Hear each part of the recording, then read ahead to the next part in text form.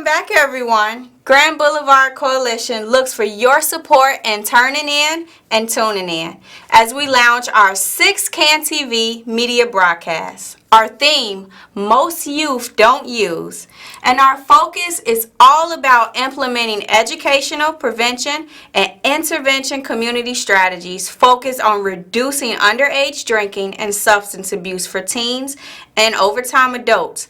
This is the exact reason that we host this show, and we're excited to be with you tonight. So, we want to give a thanks, first of all, to all of our sponsors, Safe and Peaceful Community, Community Trust, Chicago Area Project, SAMHSA.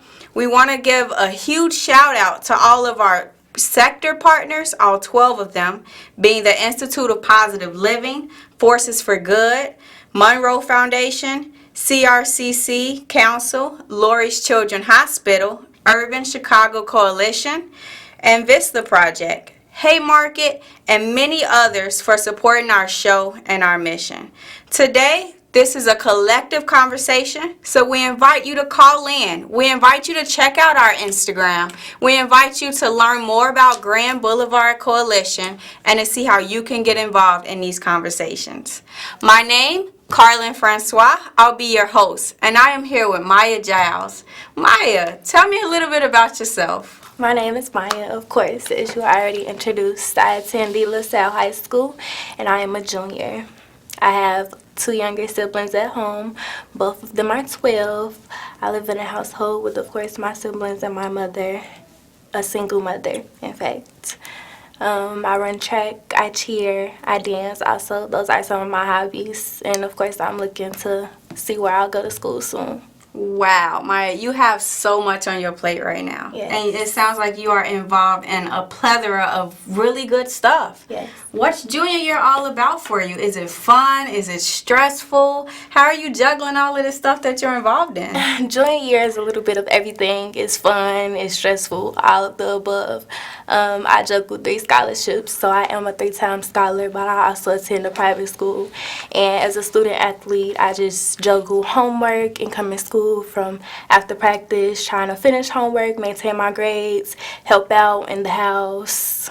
So I'm also looking at where to go to school, so I have to juggle college tours and see where I want to go to school soon and figure out scholarships. It's all just really fast-paced, but it's fun also. Have the in-school activities, homecoming, everything that goes on in school. Yeah, I imagine so. Yeah. When you're not so wrapped up in your academics, what are you doing for fun? What are some of your hobbies? I dance, I cheer, I run track, and sleep. Every teenager knows.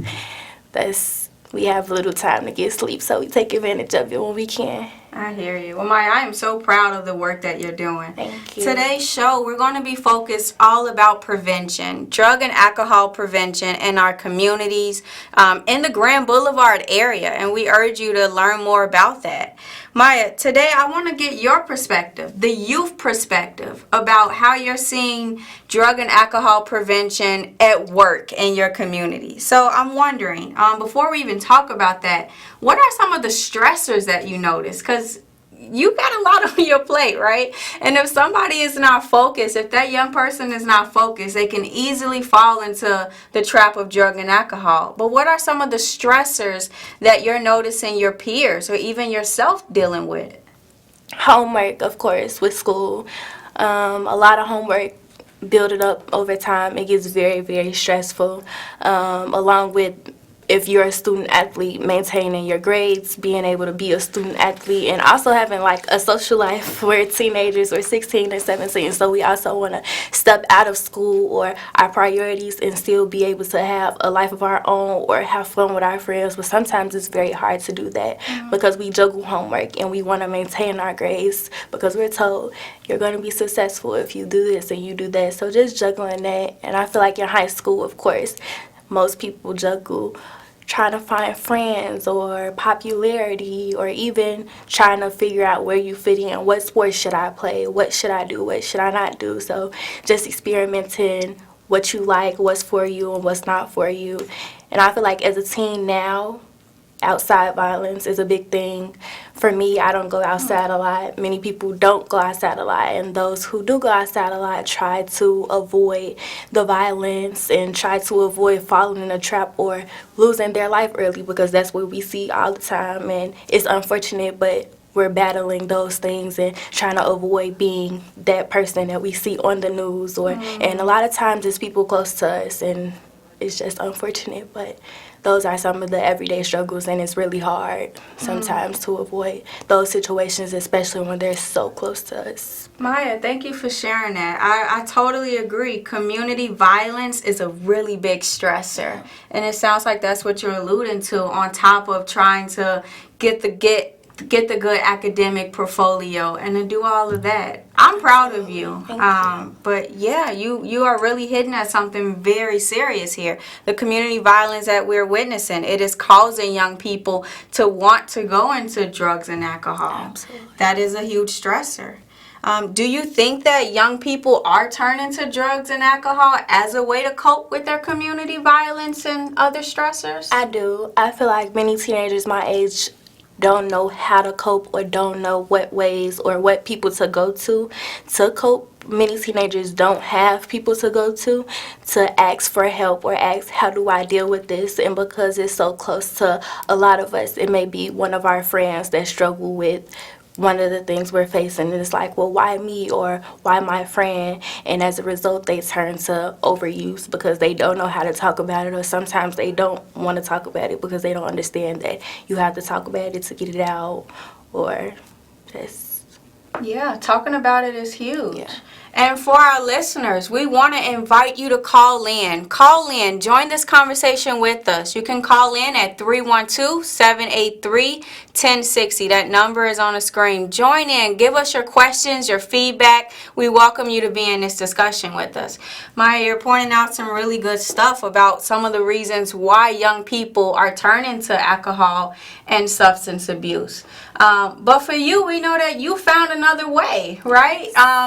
Our hashtag, this idea that most youth don't use, according to the Illinois Youth Data Survey. That is what the survey and the data is actually showing, contrary to what our media is saying. So I would love to know, what skills have you developed? What do you do to cope with the violence, or to cope with the pressures in school or family and regular life?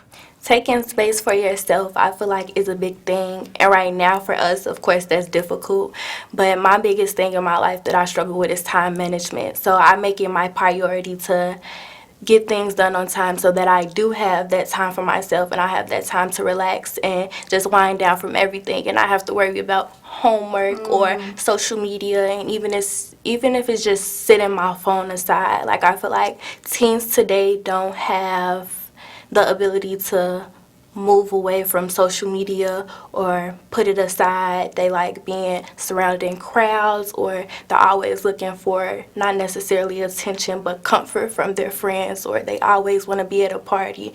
And I've learned to remove myself from that and be okay with being in my own space, or just winding down, even if it's listening to music, or me and my mom burn candles all the time. The simplest things. Wow. Thank you for sharing that, Mya. Yeah. It looks like we have a caller on the line. Caller, what's your question? Hi, my question for Mya is to find out, she seems very well-rounded, which is wonderful. How is she able to encourage her friends or keep them on the right path, or get her on the right path like she is? That's awesome. Thank you so much, caller. That's a good question, because everything I have going on, I try to introduce my friends. So I caddy over the summer, which is just one example. And caddying allows me to network with people who are a part of scholarship organizations or over scholarship organizations. I've actually had offers for scholarships. So it allows me to network, and it's a summer job. So I make money, of course. And I try to put all my friends, get them involved with caddying or whatever it is that I'm able to introduce them to. And I kind of do that with all of my activities. Anything that I'm involved in, I encourage my friends to get involved in. Like, we can do it together. Even if you think it's boring, like, we'll be there together. It's going to help us in the future. It'll all be. That is so awesome. Thank you Yes. so much for sharing. You're welcome. Thanks for calling. And we invite you all, continue to call, continue to weigh in on this conversation. That's 312-738-1060. Call, give us your questions. You can also check us out on Instagram at Grand Boulevard Coalition. Go there, take a look at it. So Maya, the caller raised an interesting question, and I really wanted to get to that. So we all know that there are some youth that is using drugs and alcohol. What messages do you give to them? Say the ones that are not trying to be involved with you in the summers. How do you have those tough conversations with your friends and ones you love? A lot of the times people overuse because they may feel like they don't have anybody to talk to or nobody's willing to help them or even talk to them about what they're struggling with, or maybe they don't understand. And as a teen, I know everybody struggles with this. I even struggle with this. It's like, well, you're not my age and you can't relate to what I'm going through right now. So it's just everybody has their own struggles. Everybody has their own battles. So even if they can't relate specifically or directly to your struggle, they can relate in some way. So everybody could help one another. And it's always somebody to talk to. Even if it's just an ear and they can't give you advice, it helps to just let it out. That's awesome. To have that outlet is what I hear you saying. Definitely. Yeah, and more people need an outlet to know that someone else is out there listening to them, to know that someone is out there willing to give them tools or different things to do other than to use substance or alcohol. Definitely. We briefly talked about social media, but I wonder, are you noticing any influences on social media and promoting or glorifying alcohol or drug abuse? All of the music today, the social media outlets, everything kind of influences drugs and just many other things in a way. And that's what makes it hard for teens today, probably because we don't hear anything else. It's kind of mostly like, do this and do that, and it's things that we shouldn't necessarily be doing.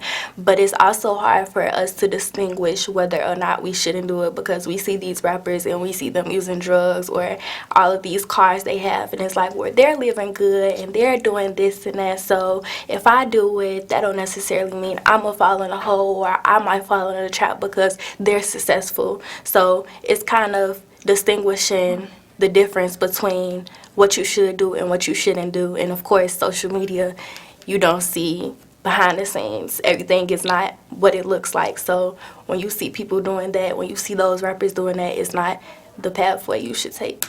That's awesome. Looks like we have another caller on the line. Caller, what's your question?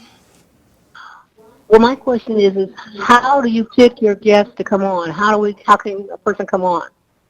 Yeah, well, we are always excited for new guests to come on. You should visit our Instagram, our social media. I'll put that back on the overhead so you can see. Check us out on Grand Boulevard Coalition. Get in tune with us.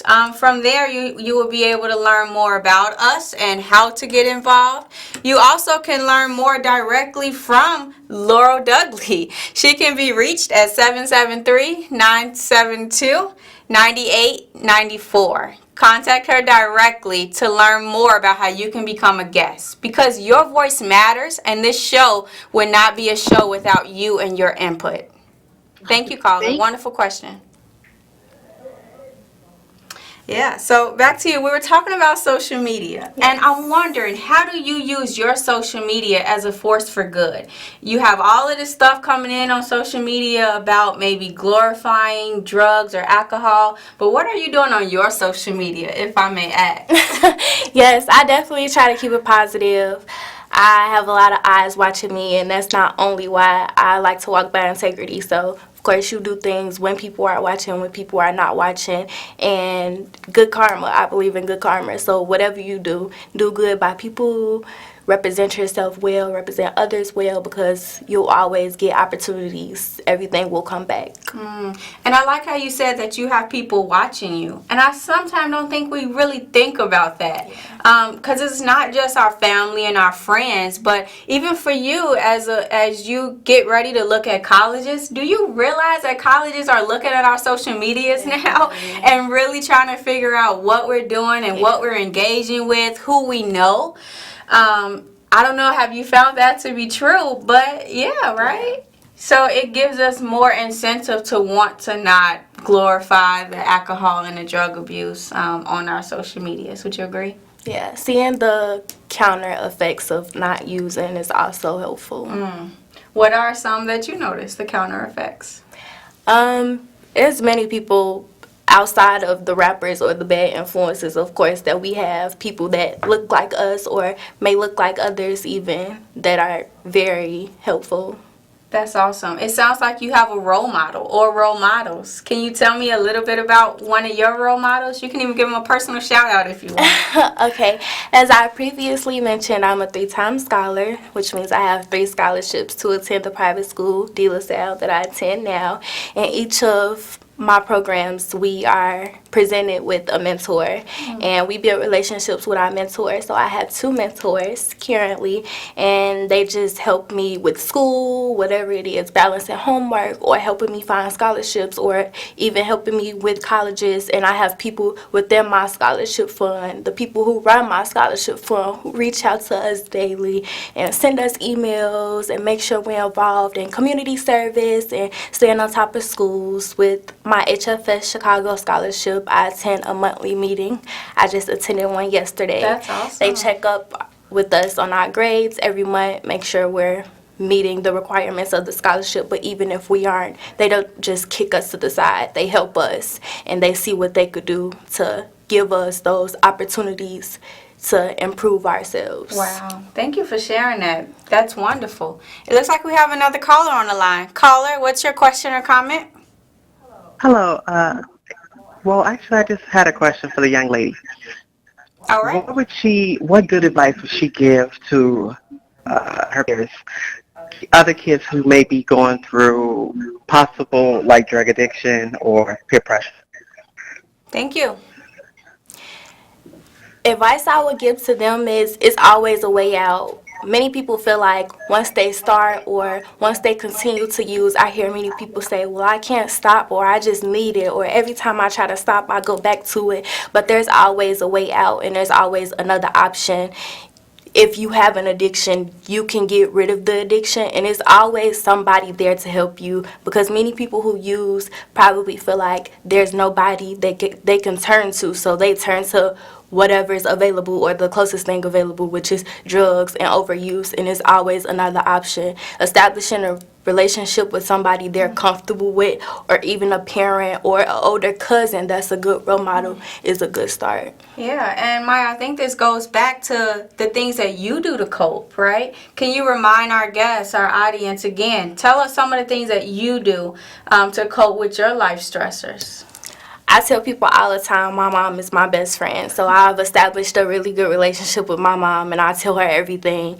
And as an adult and me being a teenager, my mom won't sugarcoat anything. She'll tell me what it is, and she'll tell me what it isn't. So once we have those conversations, I can reflect and figure out what is I should do, what's best for me, and what I shouldn't do. And we do little things like burn candles and listen to music. Just the little things is a good start. So building a really good support group, whether that's with a parent or a close friend. What about, we've been looking into this idea of having a peer youth board, right? Or just having peer support. Do you feel like you've been able to serve as a leader to your peers and some of the things that they have been going through? I feel like directly and indirectly, because there's people that I talk to and there's people that I encourage to keep going and do this and do that so that they're successful. And there's even people that see me that I may not know and come up to me like, oh, I heard you did this, or I see you did this, and I thought it was really good. So it inspires me and it inspires them as well. That's good. Yeah, thanks for sharing. And on top of that, we're talking about peer groups and support. Let's take a look at your school and teachers and counselors. Do you feel like your school system or schools in general are knowledgeable about alcohol and substance abuse? Do you feel like they actually know how to help young people with the problem? I feel like they're knowledgeable about overuse, but they're not to the extent where they're able to help the student directly, and I think that's where teenagers fall off to a certain extent, because maybe if it's not at home, it's not at school either. And I see many people use before school or after school or even both, and it's because they don't have that support at school or they don't have that support at home. And personally at De La Salle, we have that support, but some of our students don't take that support for advantage. So is that to not taking your support to an advantage and not using the resources that you have? Yeah, and I hear you saying a lot about support and resources. What does that look like? Like, if you can create the perfect support program for youth your age who are struggling with substance abuse or drug abuse, alcohol, what would that look like? What does support really mean? What do we need? It's as little as a phone call away, or crying on somebody's shoulder, or just laying next to somebody. I sat in my mom's room and watched a movie with her yesterday, and I was so tired and I fell asleep watching a movie. But the little things like that matter, and they count, and those are things that people remember, especially us as teens, because then we can go back like, maybe that person will listen to me, or I've did this with that person, so maybe if I go down this path or I'm struggling with something, maybe I can go to that person and they won't judge me. That's a big awesome. factor too.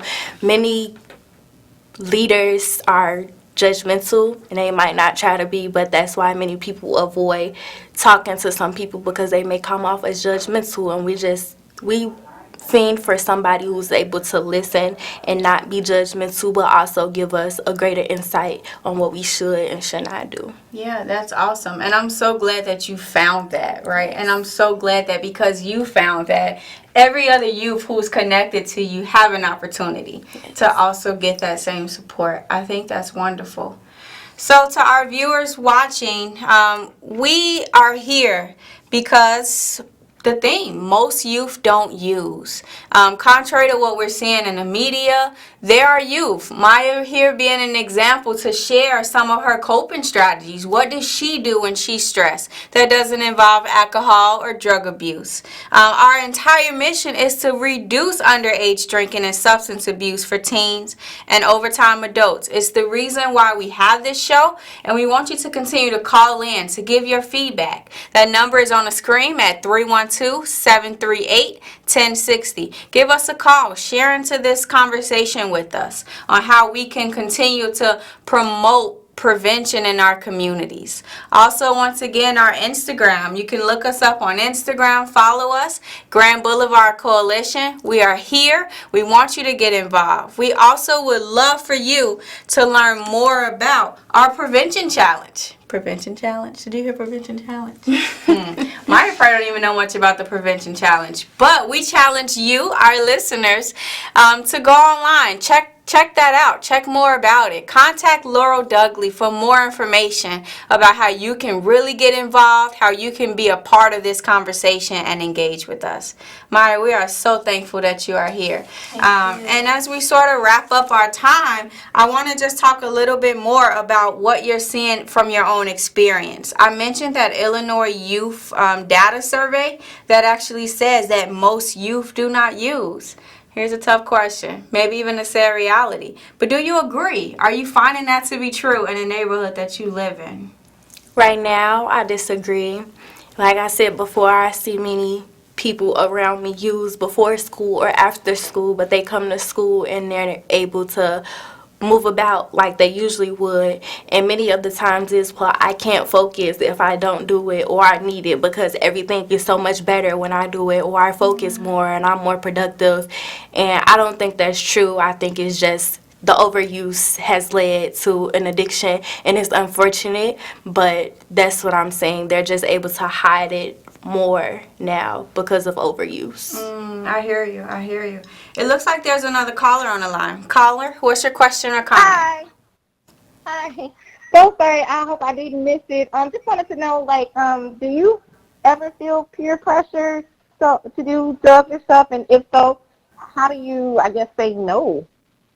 Thank you, caller. That's a wonderful question. Peer pressure, saying no. What's your take on that? Absolutely. I feel like with me, my having a strong character is a big thing, because many people are not able to say no, but being able to say no is a very, very big accomplishment, and it's a big thing. I've had people around me use them, but I just choose to walk away. I choose to walk away, I think, because I've seen the effects of overuse and I don't want to take that path. So just knowing what I want to do and where I want to go has led me to have the strong character and a strong mind to say, no, I don't want to do that, or I don't want to fall in that trap, because I've seen many people close to me and I don't like the effects or how they move about every day due to overuse. Thank you for sharing that. We've talked a lot in the time that we've shared together. We talked about some of the stressors that Mya sees in her community and her school life. We talked about some of the things that she does to cope with the stress that does not involve risky behavior such as alcohol and drug abuse. We talked about what she is seeing in her school and what the teachers are implementing and the support that can be offered there. Mya, we are so thankful to have you on today's show. You. And once again, we are thankful for all of our sector partners and everyone that helped to make this show exactly what it is. So until next time, we'll be back.